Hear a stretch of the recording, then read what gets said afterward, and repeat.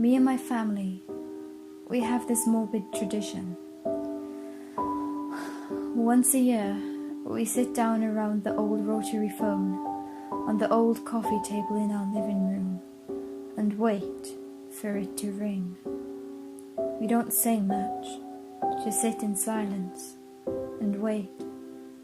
At 12 a.m., like clockwork, she calls. Amanda is on the line. Her voice is cheerful and tremulous. You can feel the anguish in it, the pain she has gone through. Mother talks first. She has about 20 seconds. The timer on the table makes sure she abides. She struggles not to choke on her words. She asks Amanda if she's okay. Amanda assures her that she is. We all know it's a lie. She tells her we love her. Amanda says she loves us too. She asks if she'll ever be free. Amanda says she doesn't know. They talk quickly. Every second is valuable. Then the digit timer beeps, and Mom shoves the phone to my dad, half in contempt. My little angel. That's how he calls my little sister. How have you been? How have they been treating you? It's getting better, Dad. They've been getting kinder now, I think. Maybe. My sister chokes on these words as she struggles not to cry.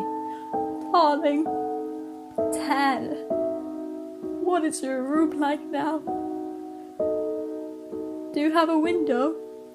Can you see anything outside? You know I can't answer that, she shouts. They're standing right beside me. They'll punish me for this. Oh, I'm sorry.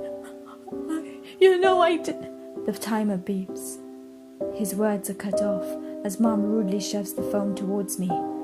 I hesitate for a moment and then pick up the receiver. I always dread our conversation. I never know what to say. What can a person even say in a situation like this? Amanda? Hey! Big sister, I miss you. I bawl almost immediately. Tears swell down my eyes. I can hear her whimpering as well on the other side of the line, but she tries to stay strong.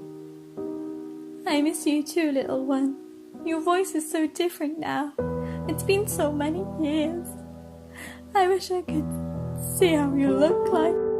I bet you're so tall now.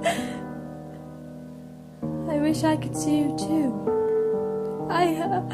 The phone clicks before I could tell her how much I love her. My parents and I sit in the heavy, depressive silence and blankly stare at the old rotary telephone that just a moment ago held my sister's voice. One by one, we each get up and go to our rooms.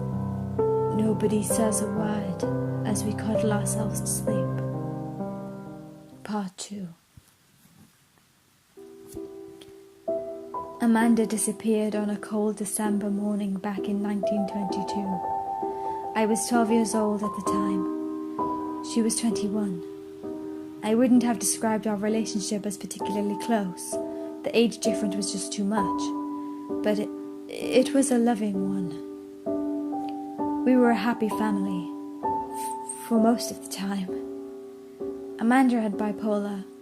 And even though she took medication and went to therapy sessions once a week, she was still prone to the frightening temperament and terrible mood swings. It wasn't unusual to see fresh cuts on her forearms after particularly bad nights. There were other things Amanda divulged in that I prefer not to think about. Things I learned after. There was her purported tendency for sexual masochism. She frequented special clubs for that sort of thing. Sometimes there were bondage and whip marks on her arms and back, but I never knew what to make of it. The 21st of December was an unusually cold night. Teeming rain poured down the crack of the concrete streets. The wind howled loudly, like a pack of wolves who haven't eaten for days on end. Under the illuminated streetlights, people, some wisely equipped with an umbrella and a coat, others, like my sister without, were making their way home. A corner shop CCTV camera captured the scene in cheap black and white. My sister is about to cross the road. There is a couple walking down the street behind her. A car stops next to her, a red car, with a license from New Jersey. She stops and talks to the man in the car, a man she possibly knows already. He's wearing sunglasses and has curled black hair, looked middle-aged, probably in his 30s or 40s. He doesn't say much, but they talk for half a minute, and somehow he convinces her to get in. Another camera captures them driving out of town, all the way to the interstate, and that's when she was last seen, by the time the alarm was raised. It was too late. The police ran. The police ran through the plate numbers, but it turned out to be useless. A fake. 4 years later is found ditched on the side of a road in New Jersey. Nobody knew what to make of the case. My city has never encountered a cold kidnapping like this before. The police interviewed dozens of witnesses. They interviewed us extensively, asked all kind of dumb questions, but they still couldn't come up with a plausible motive for her disappearance. At some point, they implied that Amanda had chosen willingly to run away. My mother flew into a fit of rage. We hired a private investigator. We hired a private detective. We learned from him that Amanda frequently spoke with friends about running away from home. At some point, we even started believing in it, that Amanda had chosen to disappear without a word. Maybe she was selfish. But that all changed on her first anniversary. That night we received an unexpected call on the antique black rotary phone in our living room. We forgot that it was still connected. We just kept it as a novelty, more than for actually calling.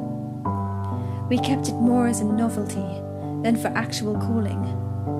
A man with a throaty voice named George introduced himself on the line. Hi, this is George. He told us that he had Amanda.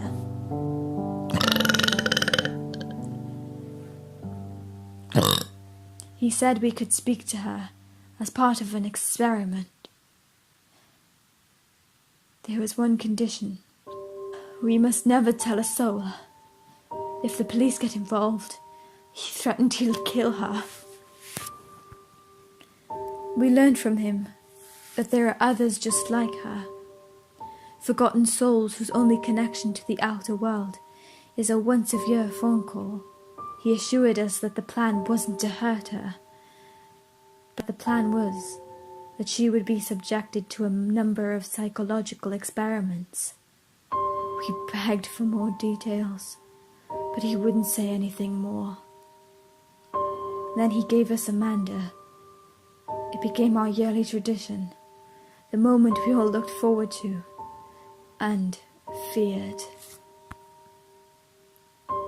At least it was the moment we looked forward to, until the police knocked on the door yesterday, on the evening of her anniversary. Standing in the pouring rain, they looked grim, with their solemn faces and soaked uniforms. Amanda, they informed us, had been found. Her bones were found lying in a creek a few miles down from there. They said that she had been dead for years. That night, the phone didn't ring.